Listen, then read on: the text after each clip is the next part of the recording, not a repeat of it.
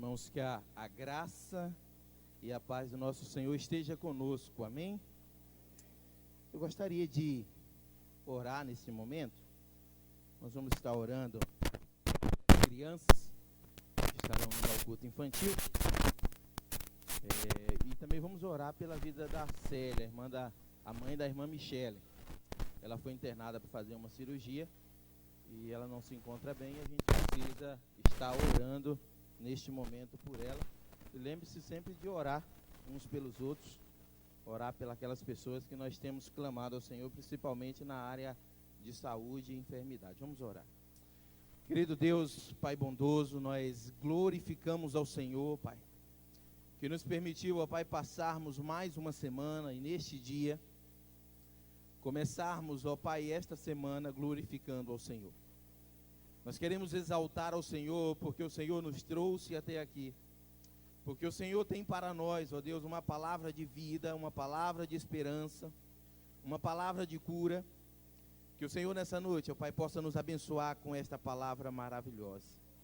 Ó Deus, abençoe as crianças, ó Pai, que estarão ouvindo a Tua palavra, estarão aprendendo através das atividades, ó Deus, como servir ao Senhor, Deus. Abençoe as professoras que estarão ministrando ao coração delas, que a cada dia a sabedoria do Senhor, Pai, possa capacitá-las para exercer esse ministério. Ó Deus, nós queremos orar pela vida da Célia, ó Pai. Deus, que o Senhor neste momento, ó Pai, esteja visitando a Tua filha, naquele hospital, ó Pai, colocando as Tuas mãos, ó Deus, e restituindo, ó Pai, a saúde da Tua filha. Ó Deus, que nós possamos logo, ó Pai, receber a notícia de que a Tua filha está bem, e que logo Deus estará deixando o leito do hospital e retornando para o seu lar, curada pelo Senhor. Ó Deus querido, que a cada dia tenhamos a certeza, ó Pai, de que os Teus olhos e as Tuas mãos estão sobre nós, para nos abençoar, para nos assegurar, ó Deus, de que temos um Deus abençoador, provedor, e que não nos deixa faltar nada, porque Tu és o Deus sobre todas as coisas. E além de Ti, ó Deus, não existe outro Deus. Agora, ó Deus querido, que o Senhor abençoe esta igreja, ó Pai. Abençoe o Teu servo pastor que estará retornando de viagem durante essa semana. Que o Teu servo possa voltar a exercer o seu ministério aqui nessa igreja. Que ele possa continuar a ser usado pelo Senhor e abençoado. E que esta igreja, ó Pai, este ano possa alcançar a excelência diante dos Teus olhos. Essa oração, ó Pai, nós fazemos em nome de Jesus. Amém. Quero compartilhar com você nessa noite. O título da nossa mensagem hoje vai ser Sinais de Depressão e Salvação. Faz alguns meses, eu creio que uns 6 meses, que eu estive falando com os irmãos a respeito da ansiedade. Como vencer a ansiedade foi o tema daquela mensagem. Eu parei para estudar a palavra e separei esse tema para meditar. Na minha cabeça veio a seguinte interrogação: será que eu não vou falar tudo de novo, a mesma coisa? Será que a gente não vai ficar chovendo no molhado, né? Ou fazendo repetições de alguma coisa que talvez já tenha gravado na mente dos irmãos? Mas quando a gente fala de ansiedade é quando você não consegue esperar, quando você não tem a paciência de aguardar, de esperar, de sentir paz enquanto espera a bênção. No caso, quando nós falamos de depressão, nós estamos falando de um medo, de uma angústia, de algo que talvez a gente já tenha perdido, ou um medo de perder que nos joga, que nos lança para baixo e para dentro de nós mesmos, num sofrimento interior. Quem não tem problema, né? Tenho certeza que talvez essa semana você teve que lutar com gigantes tremendos. Talvez essa semana você tenha que enfrentar situações que você talvez clamou a Deus: Deus, passa de mim esse cálice sem que dele eu não beba. Talvez você tenha enfrentado situações de você dizer: Deus, eu não queria passar por essa situação. Todos nós temos problemas. E muitas vezes o fato de você ter problema não traz na sua vida nenhum fator anormal. Talvez o que a gente precisa tomar cuidado é que esses problemas não atinjam o nosso emocional e causem em nós uma depressão profunda.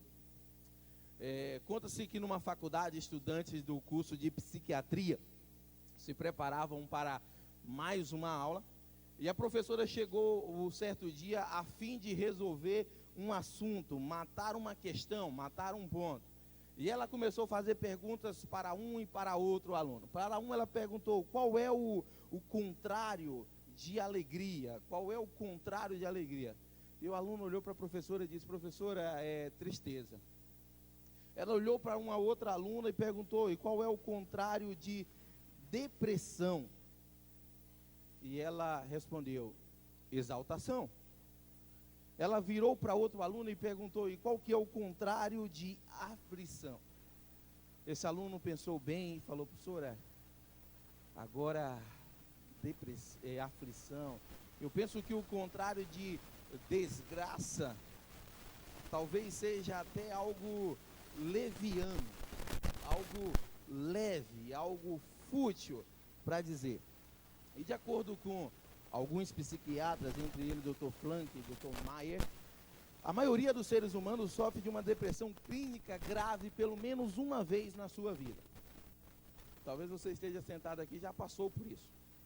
Talvez você esteja sentado aqui e esteja passando por isso.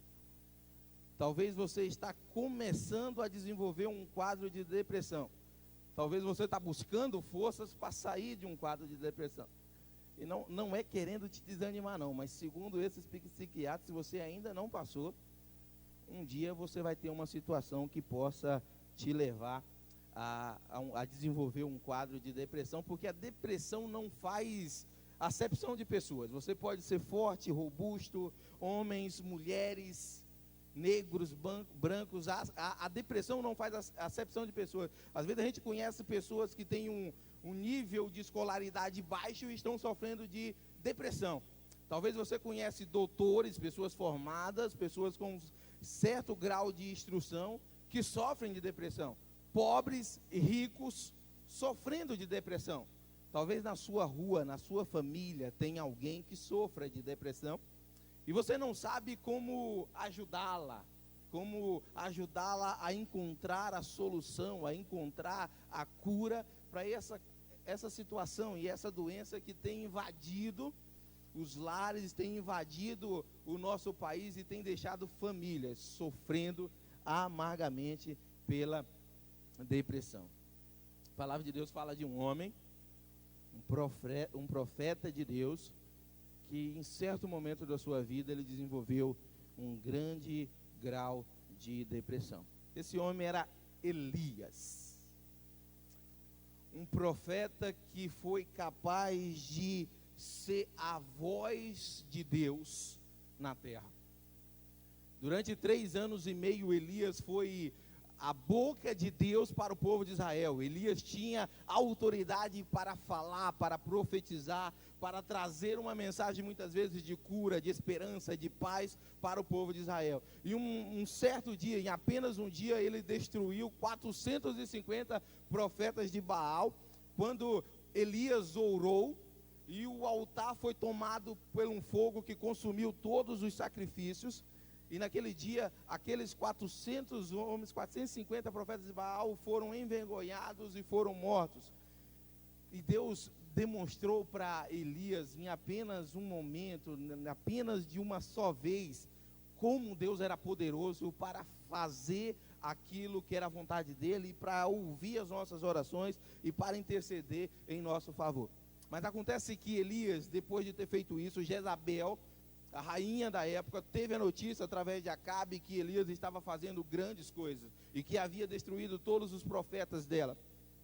E Jezabel propõe em seu coração matar Elias, porque ele era um profeta muito poderoso.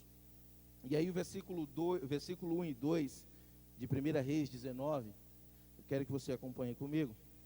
O texto diz o seguinte: por isso Jezabel mandou um mensageiro a Elias para dizê-lo, que os deuses me castiguem com todo rigor, caso amanhã, nesta hora, eu não faça com a sua vida o que você fez com a deles. 1 Reis 19, 1 e 2. E depressão, ela nos faz perder as perspectivas da nossa vida e faz nos atentar cada vez mais para os nossos problemas. Tenho certeza que a pessoa que sofre de depressão, ela não tira da sua cabeça os problemas, não tira da sua mente os problemas. E aí Elias, nessa situação, Elias teve medo e fugiu, versículo 3, para salvar a sua vida. Em Beceba de Judá, ele deixou o seu servo e entrou no deserto, caminhando um dia. Chegou a pé de Giesta, sentou-se debaixo dele e orou, pedindo a morte. Já tive o bastante, Senhor. Tira a minha vida. Não sou melhor do que os meus antepassados. 1 Reis 3 e 4. Nós vemos em Elias um excelente candidato para a depressão. Elias estava fisicamente cansado, emocionalmente esgotado. Ele tinha a sua vida ameaçada. E Elias teve que enfrentar todos os sintomas emocionais da depressão. Ele teve medo, ele tinha ressentimento, raiva, solidão, preocupação e pior, Elias queria morrer. Eu acho que esse é o estado mais grave da depressão. Quando a pessoa chega ao ponto de desejar a morte, não quer mais viver, não tem mais alegria na vida, o seu desejo, a sua vontade é encerrar, acabar, terminar, e começa a desejar a morte. Assim aconteceu com Elias. Elias não é diferente de nenhum de nós. A Bíblia diz que Elias era homem como igual a qualquer um de nós aqui. Elias era uma pessoa, era um ser humano igual você, era um ser humano igual eu, era um ser humano igual aquela pessoa que você sabe que está passando por depressão. Elias era um ser humano. Tiago 5,17 diz que Elias era ser humano. E a Bíblia não fala apenas de Elias, fala de outros homens que tiveram problemas de depressão, homens de Deus, pessoas que tinham uma vida de intimidade com Deus que talvez causasse inveja a qualquer cristão, ou talvez causasse em nós o desejo de sermos pelo menos metade do que esses homens foram. Eu poderia citar Davi, quando Davi passou por um sofrimento tão triste, quando ele escreve o Salmo 38, e ele começa a dizer que ele não aguentava mais a vida, e que ele não suportava mais, porque estava passando por uma situação tão difícil que Davi não tinha mais prazer na vida. Versículo 6, Salmo 38, ele diz: eu estou encurvado, eu estou muito abatido, ando lamentando todo dia, porque as minhas ilhargas estão cheias de ardor, e não há coisa sã na minha carne. Eu estou fraco e muito quebrantado, tenho rugido por causa do dessossego do meu coração. Davi passou por uma situação que o próprio Davi dizia: na minha vida não tem mais nada que me dê prazer. E Davi era um homem segundo o coração de Deus. Eu posso citar Paulo lá em 2 Coríntios 11, 23, Paulo começa a descrever a angústia que ele sofria, porque ele já tinha passado necessidade, ele já tinha passado frio, ele já teve momentos de Paulo não ter o que comer, ele passava tanto desgosto com a vida que ele levava de ver muitas vezes a igreja que Paulo cuidava indo em outra direção, que Paulo dizia: essa vida muitas vezes me traz só desgosto, esse ministério tem me causado tanta dor e tanta angústia, que eu penso que não vale a pena.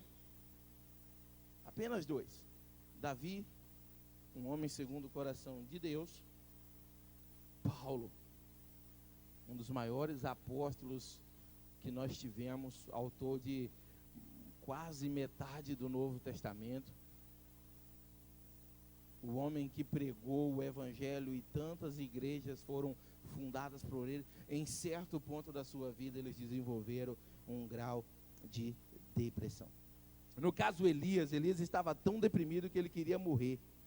E por que nós ficamos nesse estado de tumulto emocional? Por que muitas vezes a gente passa a viver esse estado tão tumultuado dentro de nós mesmos, onde uma parte de nós diz: não, isso não é tão grande, dá para superar, e a outra parte diz: não, está tudo perdido, está tudo acabado, isso não vai funcionar, isso não vai dar certo. Outra parte de nós diz: não, que é isso, você já passou por problemas piores, e a outra parte diz: não, esse é o pior momento da sua vida. Uma parte de você diz assim: não, abre a porta, sai, vai andar, vai esparecer. A outra diz: não, põe a cara do lado de fora, não. Por que a gente às vezes passa por esse tumulto emocional dentro de nós? Às vezes é por causa das circunstâncias ruins. Foram tantos problemas, foram tantas situações difíceis, foram tantas coisas que trouxeram dor que a gente chega a viver essa situação.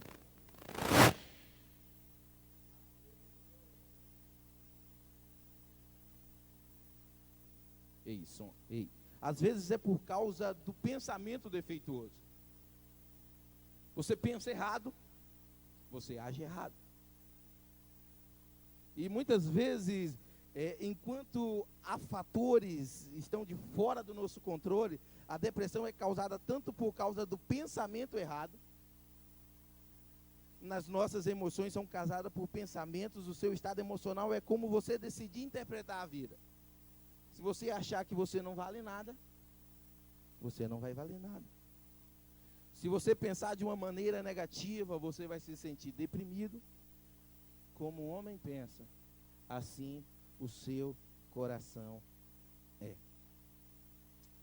Uma enfermeira cometeu suicídio quando ela foi diagnosticada erroneamente com uma doença cerebral gravíssima, progressiva. 31 anos. Ela caiu em uma depressão tão grave, tão profunda, mais grave até do que qualquer doença poderia causar. A dor foi tão crescente que ela, 7 dias após ter recebido o diagnóstico, ela se enforcou.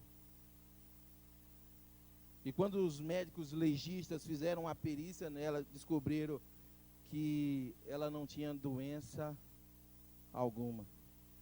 Ela havia sido diagnosticado errada. Mas ela começou a pensar, eu estou doente, eu vou morrer. E ela acabou desenvolvendo uma doença tão profunda que levou à morte. Porque era o pensamento dela, e muitas vezes os sentimentos nos enganam. Se o sentimento fosse bom, talvez nós iríamos nos psicólogos, e os psicólogos diziam assim, não, coloca os seus sentimentos para fora, e a palavra de Deus teria que confirmar, coloca os teus sentimentos para fora, e conhecereis teus sentimentos, e os teus sentimentos vos libertará. A Bíblia não diz isso. Muitas vezes os nossos sentimentos, eles nos enganam. E é por isso que nós precisamos entender que nós só seremos transformados através da palavra. Romanos 12, versículo 2 diz, você pode ser transformado pela renovação da vossa mente. E João 8,32 diz, você pode saber a verdade, e a verdade vos libertará. Eu quero desenvolver com vocês algum ponto de pensamento. Primeiro eu quero que você pense comigo, quais são as atitudes que causam sofrimento mental? Quais são as atitudes que causam nas pessoas esse sofrimento mental? Primeiro é o foco nos sentimentos em vez dos fatos. As pessoas focam mais no que estão sentindo do que no que realmente está acontecendo.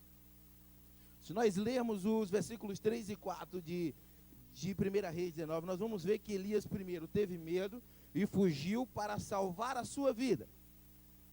Ele começou a abandonar tudo, abandonou o seu servo, continuou a caminhada, foi até debaixo de uma árvore, ali ele sentou e começou a orar pedindo a morte, e ele começa a dizer, Senhor, eu já tive bastante, basta, acabou, tira a minha vida, não sou melhor do que os meus antepassados. Elias, ele se sentiu um fracasso. Agora você pensa, o homem que conseguiu derrotar 450 homens de uma só vez, agora por causa de uma mulher, ele está se sentindo um fracasso.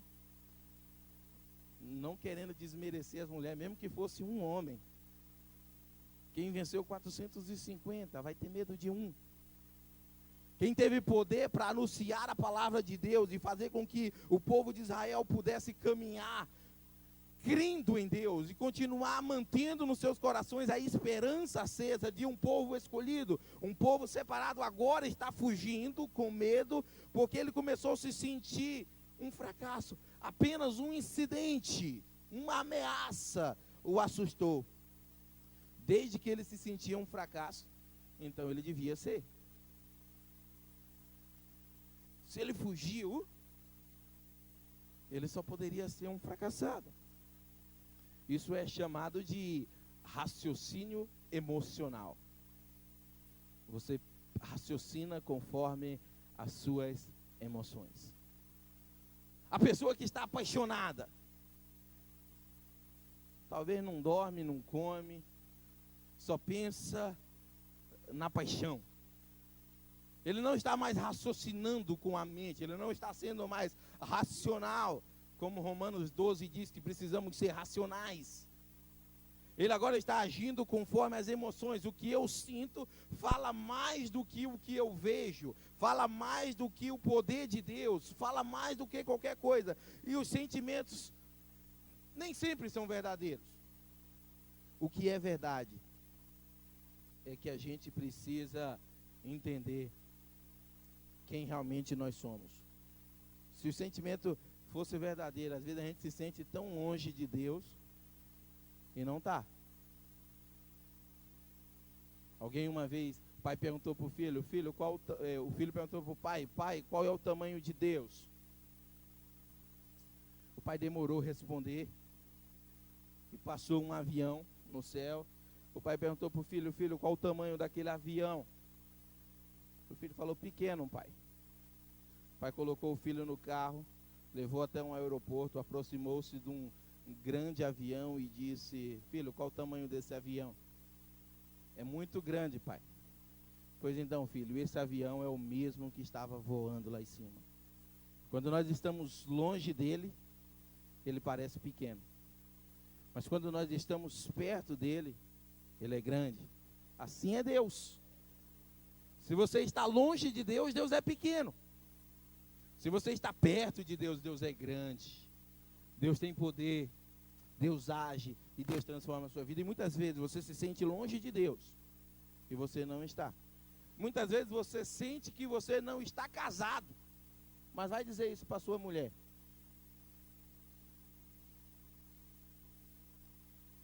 O sentimento muitas vezes ele nos engana. E eu sei que psicólogos, né?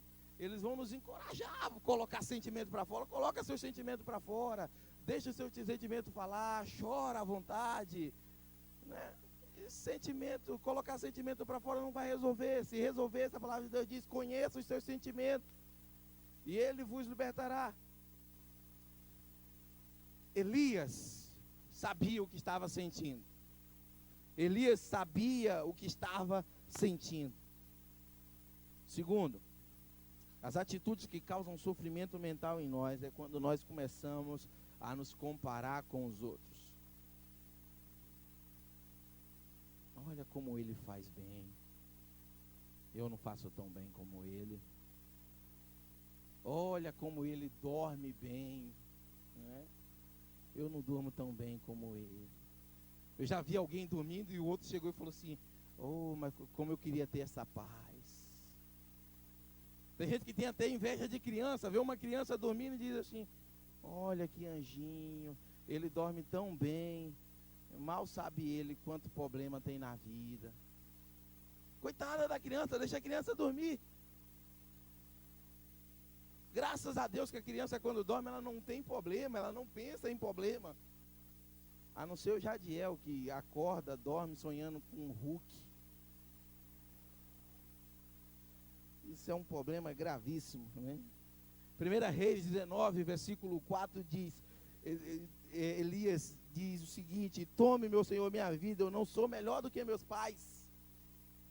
Ele começa a se comparar, eu não sou melhor do que meus pais, eu não faço nada que seja alguma coisa que possa se comparar ao que outros fizeram, o que os meus antepassados fizeram, o que os meus antecessores fizeram. E ele começa a dizer, eu não sou melhor do que ninguém, eu não valho nada. E muitos de nós temos caído na armadilha de pensar, se eu pudesse ser como tal, eu seria feliz. Pode ter certeza, né? Ele vai ter problemas e defeitos que você não tem. Você está procurando nele os seus defeitos, e talvez você não veja, mas talvez ele tenha defeitos que graças a Deus você não tem. Talvez ele passe por problemas que graças a Deus você não tem. Talvez ele tenha deficiências que você seja forte. Uma das armadilhas muito grandes é que você começar a olhar para a vida do outro e achar a vida dele é melhor do que a minha. Né, a gente costuma dizer, você olhar para a grama do vizinho e achar que ela é mais verde do que a sua. Você olhar a vida do outro, a família do outro e achar que a mulher dele dá menos dor de cabeça, que os filhos dele dão menos trabalho, ou que o marido dela é mais amoroso, isso vai trazer para você uma tristeza profunda. É uma armadilha do diabo que você compare a sua vida com de outras pessoas.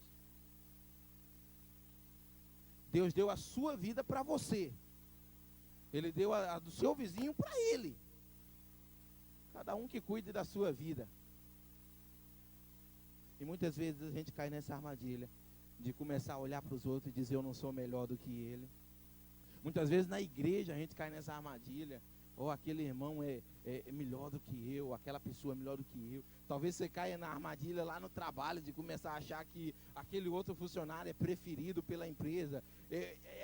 A gente começa a olhar para os outros e achar que todo mundo é melhor do que a gente é o pior. Você chega no trabalho e fala assim, ó, o patrão fez uma lista de dispensa. Você já começa a achar, meu nome está na lista, com certeza.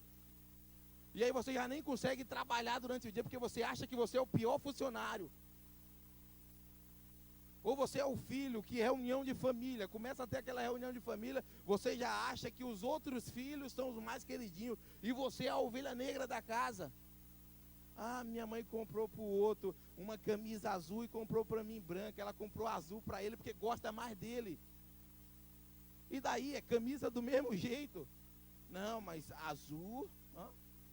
Comprou para ele um tênis da Nike, comprou para mim da Olímpica. Para ele comprou da Nike, é porque ela não gosta de mim. A gente começa a comparar o que nós temos, a vida que nós temos com a vida do outro. E aí o diabo começa a martelar na nossa cabeça, você não vale nada. Ninguém gosta de você. Ninguém dá valor para o que você faz. Olha lá, ó, teu irmão fez, está todo mundo elogiando. Você fez, ninguém falou nada. Olha lá, ó, o outro chegou, todo mundo disse que ele está cheiroso. Ninguém falou que o seu perfume vencido está bom. O diabo começa a dizer, ó, você não é igual ele. Ele é melhor do que você. Isso é uma armadilha. Quando a gente começa a se comparar com os outros, a gente vai desenvolvendo dentro da nossa cabeça um jogo que vai nos causando um sofrimento mental. Terceiro, assumir a falsa culpa. Quem não faz isso? De assumir uma falsa culpa, né? É o falso arrependimento, né? 1 Reis 19, versículo 10. E aí ele respondeu, Elias, tenho sido muito zeloso pelo Senhor Deus Todo-Poderoso. Os israelitas rejeitaram a tua aliança, discriminaram os seus altares e mataram os teus profetas à morte com espada. Senhor, eu tenho feito tudo, mas não tem dado em nada. O que Elias queria dizer na prática é, eu tenho trabalhado para o Senhor 3 anos e meio e as coisas não melhoraram, nada melhorou. Eu tenho trabalhado para o Senhor, Deus, tanto tempo e não melhorou nada. Eu devo ser um miserável mesmo, tudo que eu faço não presta. E ele começa a dizer, a culpa é minha, Senhor, eu devo não ter pregado direito. Eu devo não ter sido um profeta bom. Eu sou o culpado. Na verdade, ele estava se culpando pela falta de crescimento de Israel. E nós muitas vezes assumimos uma responsabilidade que não é nossa suportar. A gente começa a pegar coisas que não é nem da nossa competência e dizer, o culpado deve ter sido eu. Olha lá, ó, vai sobrar para mim. Ué, você nem colocou a mão lá, como é que vai sobrar para você? A gente começa a querer ser responsável por aquilo que a gente não é e deixa de ser responsável por aquilo que a gente realmente é. Você já reparou que as pessoas não querem assumir a sua própria responsabilidade e aí procuram se culpar pelos seus próprios erros? Eu errei mesmo, eu sou errado, a culpa deve ter sido minha. Eu lembro que, eu sempre conto as histórias minhas de infância, eu lembro que quando tinha alguma coisa errada em casa, e eu sempre era quem aprontava mais mesmo, era o filho que mais apanhava também, eu já dizia para os outros irmãos, deixa que eu assumo a bronca. Deixa comigo, eu já estou acostumado a apanhar, vai sobrar para mim mesmo no final das contas. Quem foi que fez isso? Deve ter sido eu, né? É só eu que faço coisa errada aqui nessa casa? É só eu mesmo que... Então, às vezes a gente faz isso. E Elias começou a dizer, Senhor, Se Israel não está crescendo, se as coisas não estão funcionando, o culpado deve ser eu. Trabalhei 3 anos e meio e nada virou, agora morreu todo mundo, estão correndo atrás de mim, vão me matar, a culpa é minha. Sabe quando você assume uma falsa culpa, a culpa não é sua, mas como você quer se sentir o mais miserável de todos, você começa a assumir a culpa de todo mundo. Isso é um jogo na nossa mente que com certeza vai causar um grande sofrimento mental. Quarto, exagerar em fatores negativos. Eu preguei numa dessas últimas mensagens que eu falei aqui, eu falei algo parecido com isso. A gente tem uma mania de sempre aumentar as coisas, né? Tudo que é problema com a gente aumenta, né? E Elias, como não podia deixar de ser, Elias também, nessa hora, exagerou nos pontos negativos, né? Ele começa a achar que tudo era grande demais. Ele, 1 Reis 19:10, eu sou o único que sobrou. E agora eles estão tentando me matar também. Mal sabia Elias que ainda havia 7.000 homens que ainda não haviam se dobrado seus joelhos diante de Baal. Sobrou 7.000 e ele está dizendo, eu sou o único. Eu sou o último que vai morrer. O último que sair apaga a luz. Já ouviu essa expressão? Parece que as coisas estão indo de mal a pior. E aí alguém chega assim e fala assim, o último que sair apaga a luz. Porque não tem jeito mais, né? Não tem jeito. É o fim, é a tragédia. Vou procurar um buraco e enfiar a cabeça aí. Com certeza dentro daquele buraco lá vai ter um bicho que vai morder meu nariz. Porque é o fim, é a tragédia. E Elias não entendia, né? Quando você está por baixo, você sente que vai tudo para a panela. As pessoas se tornam mártires. Ai de mim, ninguém entende, ninguém me quer. Ai, vou morrer. Tá tudo bem, fulano? Não, não tá não. Eu acho que eu estou morrendo. Mas por quê?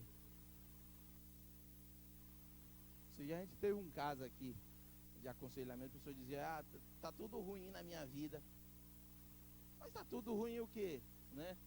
Eu lembro que o pastor Tiago até falou assim, você tá doente, seu pai morreu, sua mãe morreu, perdeu o emprego, né? Pegou fogo na favela, pegou numa boate, né? Por que tá tudo ruim? As pessoas têm a mania de dizer, tá tudo, né? A canoa virou. Essa canoa virou, começa a nadar, meu filho.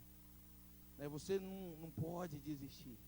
E eu quero que você veja comigo quais são os recursos que Deus usa para curar e para te libertar da depressão.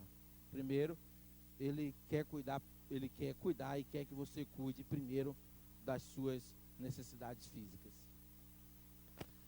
Deus foi até Elias estava deitado debaixo de uma árvore dormindo, e de repente o anjo toca em Elias e com uma ordem, Elias, levante-se e coma. Levante-se e coma. Elias olhou ao redor e ali junto à sua cabeça havia pão assado, brasas quentes, um jarro de água. Ele comeu, bebeu e deitou-se de novo. 1 Reis 19, 5 e 6. Não sei se você tem noção disso, mas a primeira coisa que alguém faz quando entra num estado de depressão é deixar de cuidar dela. Já não quer mais tomar banho. É a primeira coisa, não quer tomar banho. Eu acho que é para ninguém chegar perto, né? Os animais usam isso como né, defesa, né? Eles já ficam fedorentos mesmo para os outros animais não se aproximar dele, né? O gambá faz isso com uma destreza, é mestre nisso, né? De soltar aquele cheirinho que aí espanta tudo. Eu acho que a pessoa quando entra em depressão, ela fala assim, eu vou deixar de tomar banho, porque aí ninguém chega perto de mim, já me larga aqui fedido, já me abandona mesmo, porque se eu não valo nada, para que eu vou ficar gastando água? Não é? Aí deixa de comer, deixa de beber, deixa de dormir. Só que aí no caso de Elias, Deus traz um divino remédio inicial para Elias, para a repreensão de Elias. Primeiro era comida, bebida e descanso. O primeiro passo para ter certeza que a pessoa está fisicamente boa, é uma boa noite de sono. Quem dorme bem, vive bem. Você encontra alguém mal-humorado, com certeza o cara não dormiu bem. Você vê aquela pessoa logo de manhã emburrada, você dá bom dia, ela fala, o que tem de bom? E com certeza passou a noite acordada. Teve problema durante a noite, brigou com a mulher. A mulher botou ele para fora da cama. Com certeza o filho chegou de madrugada em casa e ele ficou esperando para quê? Para brigar de madrugada. O que vai fazer de madrugada quando o filho chegar? Brigar, encostar ele na parede, ó, você não faz mais isso não. Para a gente, um bom diagnóstico para você saber se a pessoa está bem é quando ela consegue dormir bem, quando ela consegue descansar. Uma boa noite de sono faz maravilha. Certifique-se de que você está tomando o remédio certo. Tem gente aí tomando o remédio errado. Não se permita se odiar ou se deixar levar pela autopiedade e isolar-se dos outros. Não se isole. Você está mal, aí você precisa muito mais de companhia. Você precisa de alguém que esteja ali do seu lado para te ajudar. Você precisa estar bem alimentado. Você precisa cuidar primeiramente do seu físico, porque o seu emocional não vai suportar se o seu físico não estiver bem. E Deus sabia disso, por isso foi lá até Elias, mandou um anjo, e o anjo foi levar aquilo que Elias precisava para aquele momento: se alimentar, beber água, descansar. Segundo, Deus também tem um outro recurso, que você entregue a sua frustração para Deus. O recurso que você pode usar é entregar a sua frustração para Deus. Está pensando em procurar um psicólogo? Eu quero te indicar um. Deus. Acho que os psicólogos, quando vêm na nossa igreja, falam: se aquele pastor for lá, eu estou perdido. A babar o cliente, né? Ele fala para todo mundo não ir nos psicólogos. Se quiser ir, é bom, ajuda. Mas sabe, o melhor psicólogo é Deus. Elias, ele começa a se abrir com Deus. Versículos 8 até o 10. Aí ele então se levantou, comeu, bebeu, fortalecido com aquela comida. Veja como a comida é essencial. A palavra de Deus diz que Elias, depois de ter comido, ele já estava fortalecido. Ele viajou 40 dias e 40 noites até chegar a Horebe, o monte de Deus. Ali entrou numa caverna, passou a noite, e a palavra do Senhor veio a ele: o que você está fazendo aqui, Elias? E ele respondeu: eu tenho sido muito zeloso, Senhor dos exércitos. Os israelitas rejeitaram a tua aliança, quebraram os teus altares, mataram os teus profetas. Sou o único que sobrou, e agora também estão procurando me matar. E aí Deus permitiu que Elias desabafasse. Deus deixou Elias colocar para fora seus sentimentos em um desabafo. Elias estava falando para Deus tudo aquilo que estava sentindo. Ele estava abrindo o coração para Deus. Estava dizendo: Deus, eu não aguento mais, eu não suporto mais. E Deus permite. Deus não ficou chocado com as emoções reprimidas de Elias. Ele comunicou suas frustrações a Deus. Deus já sabia como ele se sentia. E Deus não lhe repreendeu. E Deus não ficou chocado. Eu vejo 6 emoções saindo de Elias nesse momento. Versículo 3, ele tinha medo de ser morto. No versículo 4, ele tinha ressentimento. Veja como Deus sempre se preocupou de nos ensinar a perdoar. A falta de perdão, guardar ressentimento, guardar mágoa, com certeza vai te levar a uma depressão. E Elias estava ressentido com tudo aquilo. Eu estou farto de tudo, Senhor. No versículo 10, ele estava com raiva, que ele tinha trabalhado duro para nada. Eu trabalhei e não deu em nada. No versículo 10, ele estava sozinho, e ele sentiu desespero: só sobrou eu. E ele ficou desesperado: eu sou o único, eu sou o último, só sobrou eu. Também ele estava preocupado. E quando você adiciona medo, ressentimento, raiva, solidão e preocupação, é depressão na certa. Você juntou essas 5 coisas, fez um pacote com isso aí: medo, ressentimento, raiva, solidão e preocupação, é depressão na certa. Foi isso que Elias estava sentindo. Se você conhece alguém com depressão, você vai saber que ela está sofrendo com todos esses sentimentos, com tudo isso.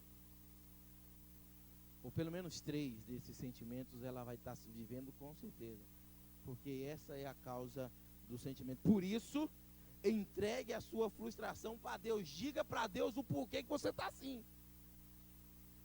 Conhece aquela pessoa que está na depressão? Vai lá essa semana, Deus quiser, antes da célula, porque aí quarta-feira ela vai estar lá na célula, vai ter tomado banho,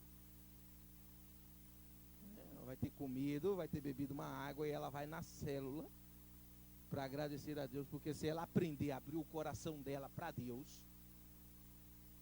se ela aprender a buscar a Deus, com certeza ela vai sair da depressão. Terceiro, atingir uma nova intimidade com Deus. Esse é mais um recurso de Deus para vencer a depressão. Atingir uma nova intimidade com Deus. Versículo 11. O Senhor lhe disse: saia e fique no monte, na presença do Senhor, pois o Senhor vai passar. Então veio um vento fortíssimo, que separou os montes, esmigalhou as rochas diante do Senhor, mas o Senhor não estava no vento. Depois do vento houve um terremoto, mas o Senhor não estava no terremoto. O vento forte rasgou os montes, despedaçava as rochas, e Deus não estava no vento. Depois veio o terremoto, Deus não estava no terremoto. Em seguida um incêndio, e Deus não estava naquele incêndio. É como não estava naquele incêndio de ontem. Tenho certeza que você viu, só foi o que passou hoje. Você mudava de canal, cada canal que você mudava morreu mais um, né? Parece que era uma coisa impressionante. Você não podia mudar de canal que morria mais um. 217, 230, 231, 232. Eu falei, que isso, meu Deus. E no caso de Elias, estava acontecendo coisas surpreendentes: terremoto, incêndio, vento, e Deus não estava ali. E aí Deus aparece para Elias, um sussurro suave, e coloca o seu manto sobre o seu rosto, e ele sabia que era o Senhor. Deus fez um show, né, impressionante do seu poder divino, com vento, terremoto, fogo, mas ele não estava falando com Elias através de nenhum desses elementos. Quando Deus quer falar com você, ele vem com uma voz mansa e delicada. Foi assim que ele chamou Elias. Elias. Uma voz mansa e delicada. Deus, quando ele quer te tirar da depressão, ele não vai lá te dar uma pancada, te dar uma surra e te tirar de lá. Não é assim que Deus trabalha, não. Talvez a família fica pensando: eu vou quebrar a porta desse quarto, vou dar uma surra nela, que aí ela sai dessa. Alguns usam até a expressão dessa presepada, dessa palhaçada. E Deus não, Deus sabe tratar, Deus deixa abrir o coração, porque Deus tem o jeito certo de cuidar de você, Deus tem o jeito certo de cuidar das nossas preocupações, dos nossos problemas, das nossas enfermidades. E Deus ainda hoje, Ele continua falando com essa voz mansa, com essa voz delicada. E se você luta com a depressão, tome a sua Bíblia, vá para um lugar sereno, tranquilo, e você vai orar e ler a Bíblia, e permitir que Deus fale com você. E a Bíblia diz: saiba que eu sou Deus. E não há antidepressivo melhor do que a comunhão direta com Deus. Se você conseguir orar e ler a Bíblia, com certeza não vai ter enfermidade que vai conseguir te atormentar, porque a comunhão e a intimidade com Deus é o melhor remédio para qualquer pessoa. É o melhor antidepressivo. é o melhor remédio para que a pessoa possa sair do seu casulo e começar a viver a sua vida novamente. E esse é o quarto ponto: comece um novo rumo para a sua vida. O Senhor disse a Elias, versículo 15: volte pelo caminho de onde veio e vá para o deserto de Damasco. Chegando lá, unja Azael como rei da Síria. Deus segue com as orientações. A maneira mais rápida de derrotar a depressão é parar de ficar sentado na autopiedade. Você largar de achar que você é o pior de todos e achar que você é um miserável e resolver levantar, né? Porque as pessoas ficam sentadas, né? Eu vou só esperar a morte, né? Tire os olhos de si mesmo e comece a olhar os problemas dos outros, as necessidades de outras pessoas. Mateus 16, 25, Jesus disse: quem perder a sua vida, encontrá-lo-á. Aquele que quiser perder a sua vida, encontrá-lo-á. Se você quiser perder a sua vida, tudo pode mudar. Certo dia, os irmãos chegaram ao pastor, e o pastor, preocupado com o irmão que já tinha muitos dias que não ia à igreja, e aqueles irmãos falaram: pastor, a gente precisa orar pelo irmão, ele está em casa, ele está com depressão, já tem 3 meses que ele não bota a cara para o lado de fora do quarto, aquele sofrimento terrível, o pastor tem que ir lá visitá-lo para ver se alguma coisa acontece. Pastor, tá bom, eu vou visitá-lo. E o pastor foi visitar aquele irmão, e chegou lá e falou: irmão, eu quero que você me conte por que você está nessa situação. E aí ele começou a contar: sabe o que é, pastor? Eu servi o exército na Primeira Guerra Mundial, e eu servia na marinha, e eu estava dentro de um submarino, e de repente veio uma bomba, bateu do lado do submarino, e aquele submarino afundou e foi para o fundo do mar. E aí ele calava. Eu: pastor, continua. Não, é só isso, pastor, não tem mais para falar não. Eu quero ouvir a história. Como é que é a história?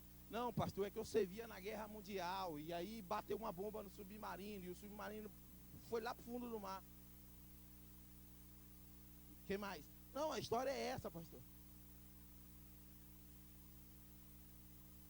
Ah, então quer dizer que você ainda está dentro do submarino, lá no fundo do mar? Não, pastor, eu nadei, e aí eu consegui subir até, e aí alguém me resgatou e eu saí. Não, pelo que eu entendo, você ainda está lá no submarino, no fundo do mar. Porque enquanto você estiver nessa situação de ficar trancado longe de tudo, você ainda não foi resgatado, você ainda está lá no fundo do mar. Quando você se achar o coitadinho porque uma bomba bateu no seu submarino e foi parar no fundo do mar, você ainda está lá no fundo do mar. Você só vai ser resgatado quando você esquecer essa história, quando você parar de contar essa história, quando você começar a viver um novo rumo na sua vida, quando você esquecer as coisas que ficaram para trás e passar a viver prosseguindo para o alvo. Aí você saiu do submarino. Tem muita gente que ainda está vivendo dentro do submarino, lá no fundo do mar. A situação já passou. Foi um problema lá atrás, no passado, mas ele se lembra e fala assim: ah, teve um dia que aconteceu isso. E? Não, e é só isso. E o resultado disso? Não, é só isso. Ué, então você ainda está lá vivendo aquela situação? Ah, foi meu pai que me bateu muito quando criança e não sei o que. Ah, teu pai ainda está te batendo? Não, ele já parou de bater. Está parecendo que ainda está te batendo ainda. Não, sabe o que é? Foi minha mulher que me traiu. Então quer dizer que você ainda está casado com ela e ela continua te traindo todo dia e voltando. Não, é boa pra frente, já separou, já estou casado de novo, agora estou. Ué, pelo jeito que você está falando, parece que ainda está sofrendo ainda. Não, foi alguém que me falou um negócio lá e me deixou muito mal com uma palavra. Então a pessoa todo dia fala a mesma coisa. Não, falou uma vez só. Parece que ela fala todo dia para você. Muitas vezes a situação é uma situação que dá para esquecer, dá para virar a página, mas a gente faz questão de deixar o livro da nossa vida aberto naquela mesma página. Parece que é a página da vida, né? É a página da vida que você nunca mudou, nunca virou. Guarda esse sofrimento e aí agora está trancado, está preso, está sofrendo, porque você não virou a página. E Deus quer virar a página da sua vida. Deus quer tirar de dentro desse submarino, Ele quer fazer você viver uma nova vida. Ele quer que você abandone todos os sentimentos que te causam dor, que te causam depressão. Às vezes está te levando a sofrer, às vezes você nem tem depressão. Eu estou falando isso aqui, você fala assim, mas eu não tenho depressão, para que ele está falando isso? Mas você tem sentimentos que te fazem sofrer, que te fazem pensar que a vida não vale a pena, que te fazem pensar que Deus não tem trabalhado por você, que te fazem pensar que você não é abençoado, que te faz pensar que você não merece a sua vida, que você não merece a sua família, que você não merece o que você tem. Todos esses sentimentos Deus quer tratar na sua vida. Ele quer tirar de dentro de você aquilo que te causa dor, para que Ele possa colocar dentro de você aquilo que te traz paz, aquilo que te traz alegria, aquilo que te coloca para frente, que te faz ser entusiasmado, animado, feliz, com força, com ânimo, com coragem. Deus olhou para Elias e ele podia muito bem ter falado, Elias já me serviu, ele fez tanta coisa para mim, deixa ele agora. Não, Deus olhou para Elias e falou, não, a vida de Elias, o que eu tenho para Elias, a missão de Elias ainda não acabou, eu vou buscá-lo, assim como Deus talvez esteja buscando você hoje. Davi, quando escreve o Salmo 139, ele sabia que de Deus ninguém foge. Davi sabia que ele podia subir no mais alto monte ou descer ao mais profundo do abismo, Deus estaria ali. E Davi dizia, para onde eu vou para me fugir da tua presença? Não tem como fugir de Deus. Se você se trancar lá no quarto, Deus vai se trancar com você, conversa com Ele. Tenha intimidade com Ele, peça perdão a Ele e comece a falar para Ele tudo aquilo que te causa dor. E Ele com certeza vai tirar toda essa dor do seu coração, vai tirar toda essa dor da sua vida, vai te fazer pensar que a vida que Ele tem para você é muito melhor do que ficar olhando para sentimentos ruins, para as coisas que não trazem alegria para você. Quero concluir lendo o que a palavra de Deus diz em Coríntios, capítulo 4, 2 Coríntios 4, versículo 8 e 9, e do versículo 16 ao 18. A palavra de Deus diz assim: somos pressionados por todos os lados, mas ainda assim não somos esmagados, perplexos, mas não desanimados, perseguidos, mas não desamparados, abatidos, mas não destruídos. Por isso não desanimamos, embora exteriormente estejamos a desgastar-nos, interiormente estamos sendo renovados dia após dia, pois os nossos sofrimentos leves e momentâneos estão produzindo para nós uma glória eterna que pesa mais do que todos eles. Assim fixamos os nossos olhos não naquilo que se vê, mas no que não se vê, pois o que se vê é transitório, mas o que não se vê é eterno. Está ruim? Deus tem a solução.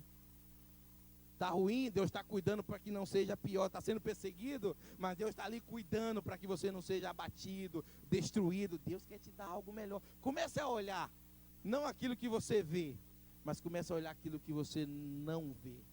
Porque o que você vê é passageiro, é transitório, mas aquilo que você não vê é eterno. E é isso que produz para nós um peso de glória. Fica de pé, eu quero orar com você.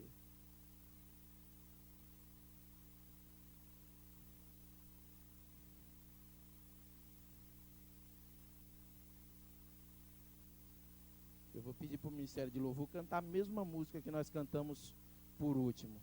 A mesma música.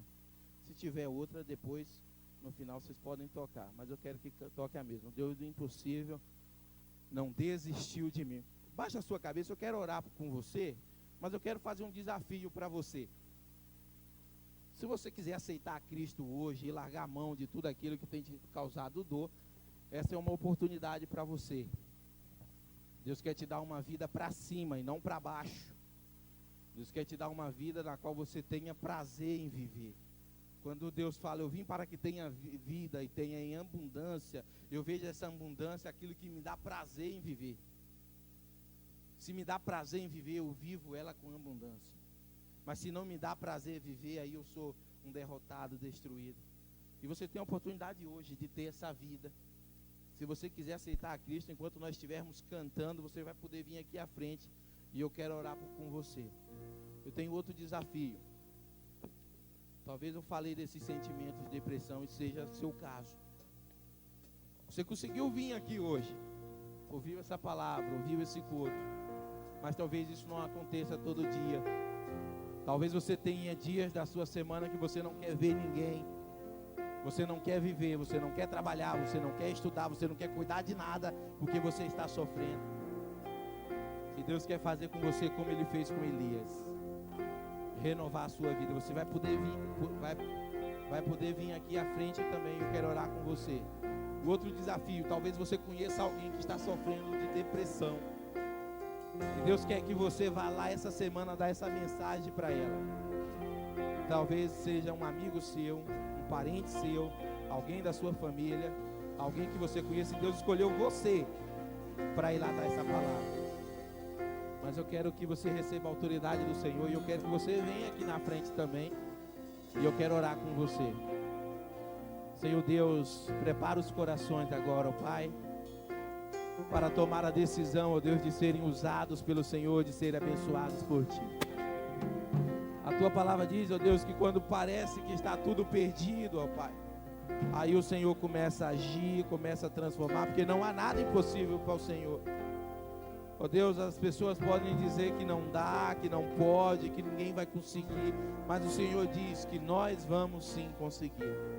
Ó Deus, os corações que vieram aqui nessa noite, ó Deus, estão desejosos de ter uma vida contigo, ó Pai. Prepara para que eles aceitem o Senhor nessa noite. Vidas, ó Deus, que estão sofrendo, ó Deus, com a depressão, com sentimentos ruins.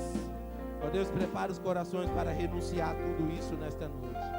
E corações, ó Pai, que estão sendo chamados, ó Pai, para ir lá, Deus, levar a mensagem de transformação, de cura e de restauração.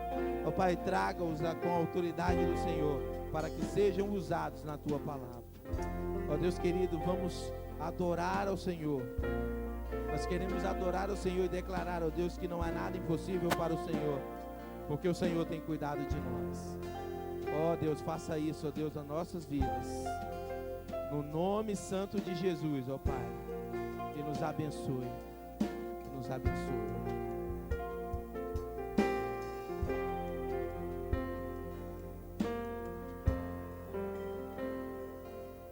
Quando tudo diz que não, Tua voz me encoraja a prosseguir.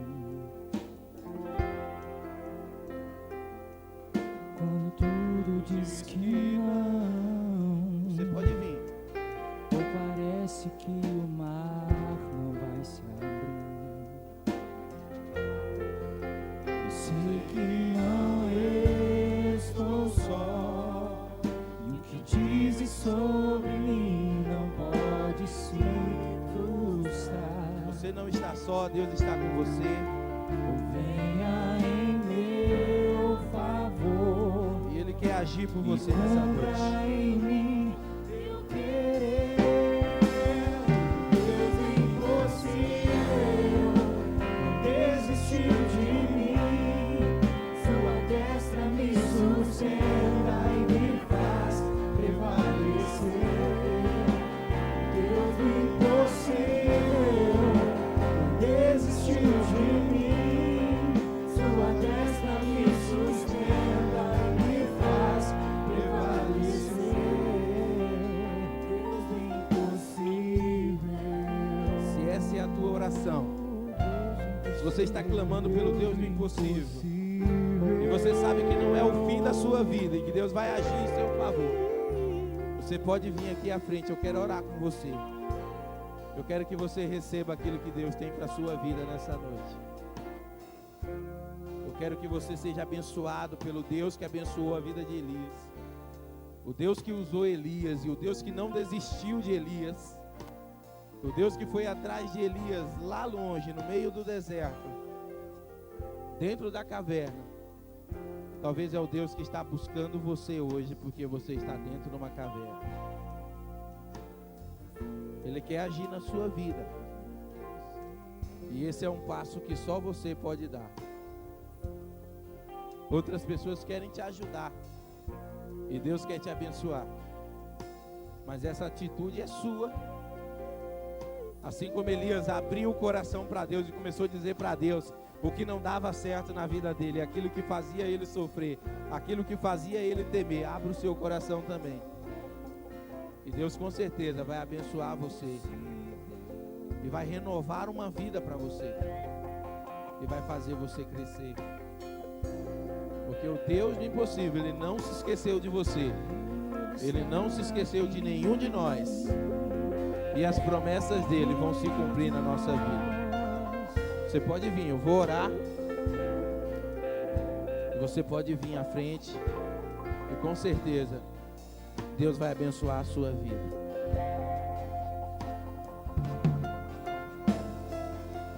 Quando tudo diz que não,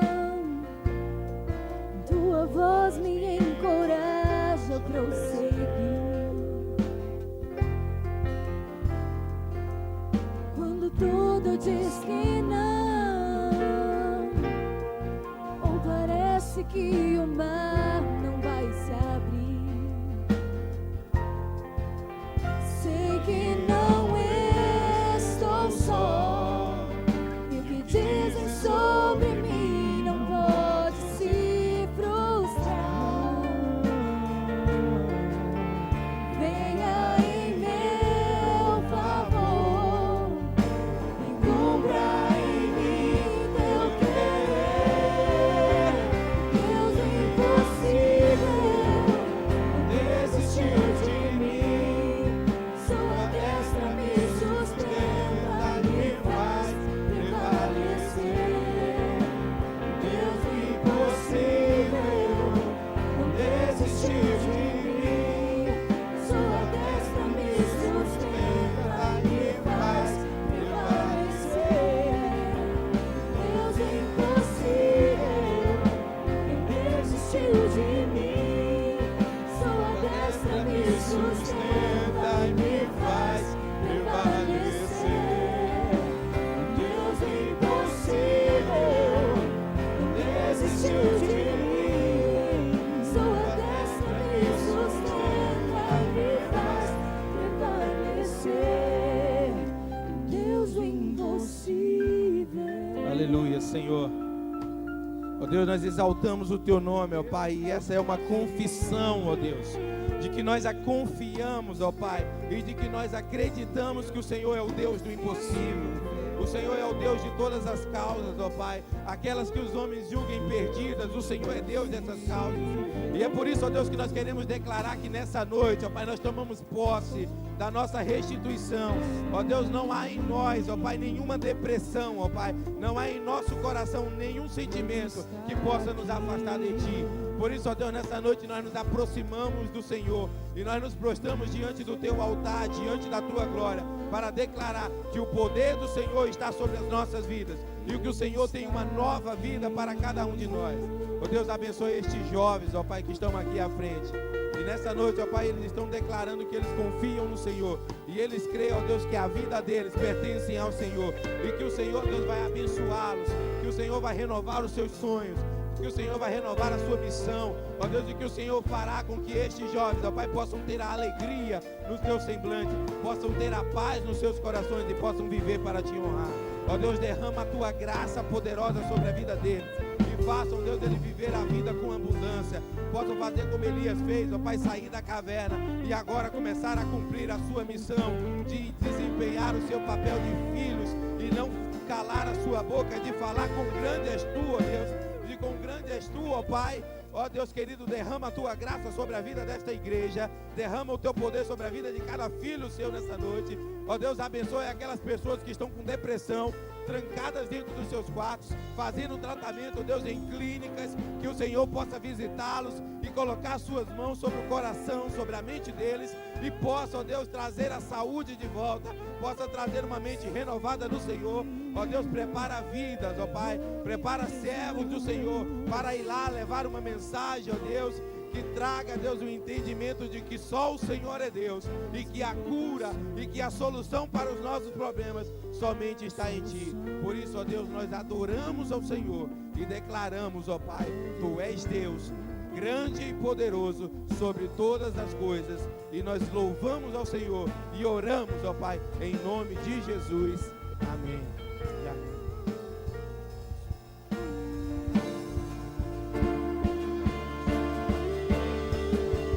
Deus é impossível, não desistiu de mim.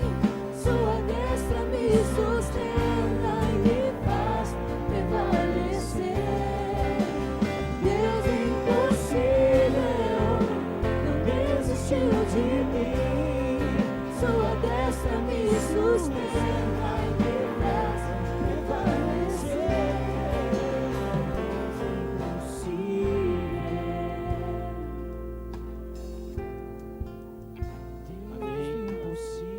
Que Deus nos abençoe grandemente. Você pode tomar o seu assento? Pode se assentar nesse momento?